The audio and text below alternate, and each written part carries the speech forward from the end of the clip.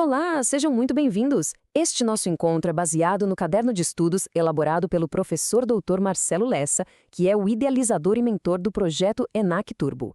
E hoje a gente vai mergulhar no caderno de número 4, que trata de um tema super quente: notificações, territorialidade e garantias móveis. São pontos que mudaram e que com certeza fazem toda a diferença na hora da prova.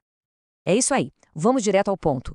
O material do professor Lessa é denso, então a gente separou em 3 grandes blocos para facilitar o estudo. Primeiro, a gente vai decifrar de vez as novas regras de territorialidade depois da lei do SERP. Muita gente ainda se confunde com isso. Depois, vamos entender por que as notificações extrajudiciais são chamadas de joia da coroa do RTD.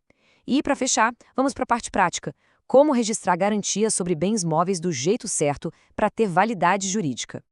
E olha, essa frase do professor Lessa que está na tela é simplesmente perfeita. Quando a gente fala em notificação extrajudicial, não estamos falando de mandar uma cartinha, né? É muito mais do que isso. Pensa bem, é um instrumento que pega uma comunicação privada e transforma numa prova jurídica que é, olha, praticamente inquestionável.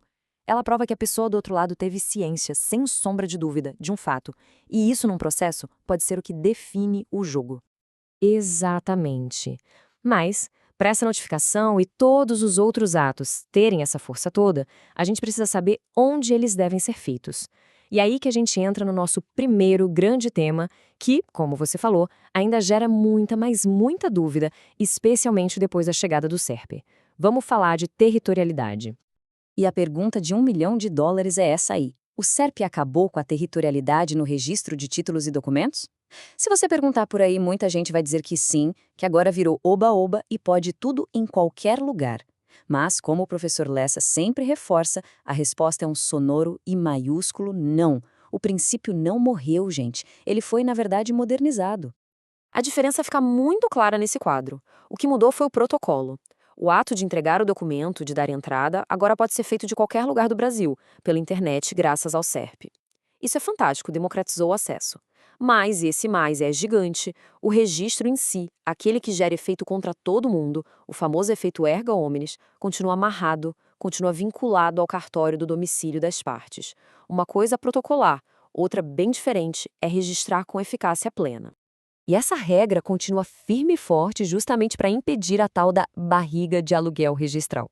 É aquela prática, né? Aquela malandragem de procurar um cartório lá em outro estado, talvez porque a taxa é menor, para fazer um registro que deveria ser feito aqui. Então, que fique claro, para fins de publicidade e validade contra terceiros, isso simplesmente não funciona, não tem efeito. O CEP facilitou o envio, mas não criou um atalho para burlar a competência legal. Perfeito. Agora que a gente já sabe onde registrar, vamos ver o porquê. E o RTD vai muito além de ser um simples arquivo de documentos antigos. Ele é, na verdade, uma ferramenta jurídica poderosíssima, principalmente quando o assunto é constituir um devedor em mora ou, claro, dar segurança para garantias em bens móveis. E aqui estão os superpoderes de uma notificação feita via RTD. Não é só para provar que a correspondência foi entregue, de jeito nenhum. Um oficial de registro, que tem fé pública, vai certificar o conteúdo exato do que foi entregue, a data e quem recebeu. Isso constitui o devedor em mora de um jeito que é quase impossível de ele contestar depois na justiça. É uma prova robusta, de altíssimo nível. E essa tabela aqui é para salvar e colar na parede do quarto. Ela resume tudo de forma brilhante. Para a simples conservação de um documento, para guardar qualquer RTD do Brasil serve. Mas, quando a gente precisa que o registro valha contra terceiros, aí a regra é o domicílio das partes. Agora, atenção ao detalhe que a banca adora cobrar. Se for para constituir uma garantia sobre bem móvel, a lei é específica e exige o registro no domicílio do devedor. Essa pequena diferença pode ser o pulo do gato numa questão. Certo. Já passamos pela teoria, entendemos o porquê das coisas. Agora é hora de consolidar, de focar naquilo que precisa estar na ponta da língua para a prova. Vamos entrar na nossa rodada relâmpago, com base no fichamento estratégico do professor Lessa.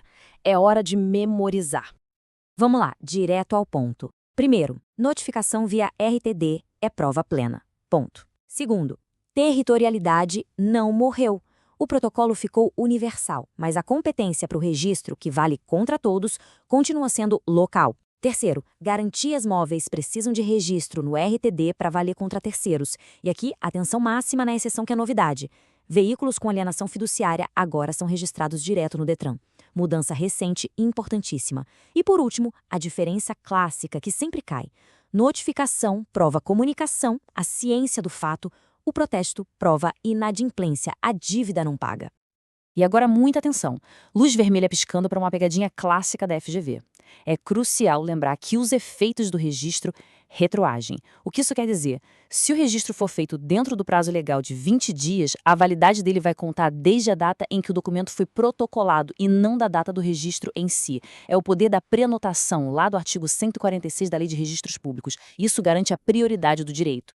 Ótima dica! E para ver se o pessoal está afiado, vamos a um caso prático. Imagina uma cessão de crédito, para que ela tenha validade não só entre quem cedeu e quem recebeu, mas contra todo o resto do mundo. Onde exatamente esse documento tem que ser registrado? A resposta está lá, cravada no artigo 288 do Código Civil, no registro de títulos e documentos. Simples assim. Se não registrar ali, a cessão não é oponível a terceiros. Ou seja, para o mundo lá fora, é como se ela nunca tivesse acontecido. Perfeito! E vamos para outra questão super atual do nosso dia a dia digital. E aquele documento que já nasce eletrônico, assinado digitalmente com o certificado ICP Brasil, que é o oficial, ele tem força para ser registrado ou precisa imprimir e reconhecer firma? Com certeza tem. A resposta é um grande e sonoro sim. A legislação, como a Medida Provisória 2202, já equiparou a assinatura digital qualificada à boa e velha firma reconhecida. Então, o cartório não só pode, como deve registrar esse documento no seu formato original, o digital. Exato. E para a gente fechar essa parte prática, vamos a um dos atos mais comuns no RTD, a alienação fiduciária de um bem móvel, onde o credor, o banco, por exemplo, tem que registrar o contrato para garantir que ele vai ter prioridade sobre qualquer outro credor que apareça depois.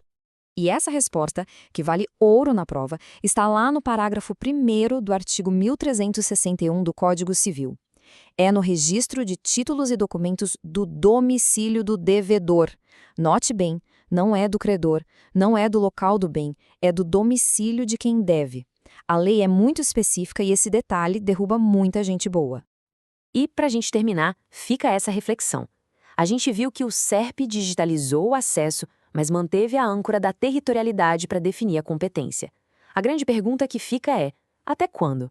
Será que no futuro vai fazer sentido a gente ainda falar em domicílio para um ato que nasceu, viveu e morreu no ambiente 100% digital? Fica aí a provocação para a gente continuar pensando no futuro da nossa atividade. Este estudo foi produzido a partir do conteúdo do projeto ENAC Turbo, sob autoria e orientação do professor Dr. Marcelo Lessa. Se esse conteúdo te ajudou de alguma forma, não se esqueça de se inscrever aqui no canal e ativar o sininho das notificações. Assim, o YouTube te avisa na hora, assim que o nosso próximo resumo for liberado. Até a próxima!